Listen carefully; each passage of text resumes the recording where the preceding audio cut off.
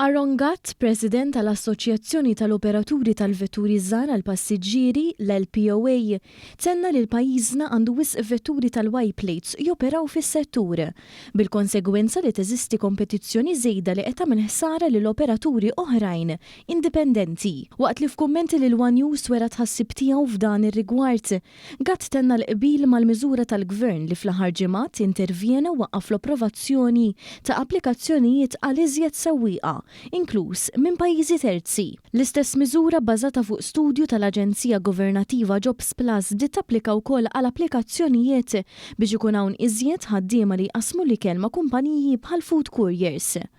Kien il-Prim Ministru Roberta Bela nnifsu li waqt attività politika f'Birzebbuġa ħabbar li ma kinux se jibqgħu jiġu aċċettati tali applikazzjonijiet wara li l-istħarriġ ta' Jobs Plus wera li hawn aktar minn biżżejjed impjegati fiż-żewġ setturi.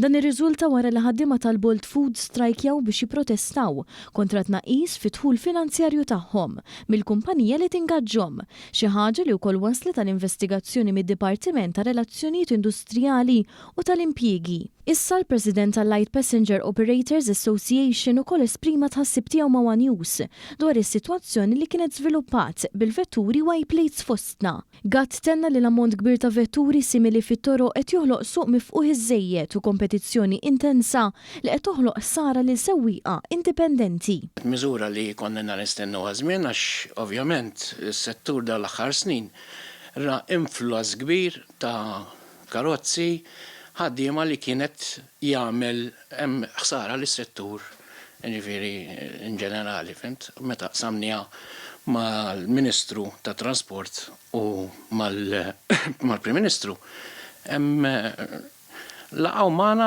li hemm problema li hemm affarijiet taqra hemm mhux ċari u hekk u indirizzawha. Gatt kompla jenfasizza li bl-isfidi finanzjarji li qed jaffaċċjaw is-sewwieqa minħabba prezzijiet baxxi u spejjeż operattivi għoljin qed jagħmluha diffiċli biex is-sidien iżommu n-negozju tagħhom. Huwa talab lill-Gvern biex jintroduċi aktar regolamenti ġodda biex jipproteġi lill-operaturi żgħar u jiżgura li jkun hemm kompetizzjoni aktar ġusta fis-suq. Kif diġà ġie indikat mill-Prim Ministru, il-Gvern qed jikkunsidra miżuri oħrajn biex jindirizza tali problemi li jista' jkun hemm inklużi reviżjoni ta' regolamenti biex tiġi żgurata aktar ġustizzja u sostenibilità fis-suq. Minn barra hekk jinstabu soluzzjonijiet oħrajn li joħolqu bilanċ u jkunu ta' benefiċċju għal kulħadd, inkluż l-operaturi żgħar.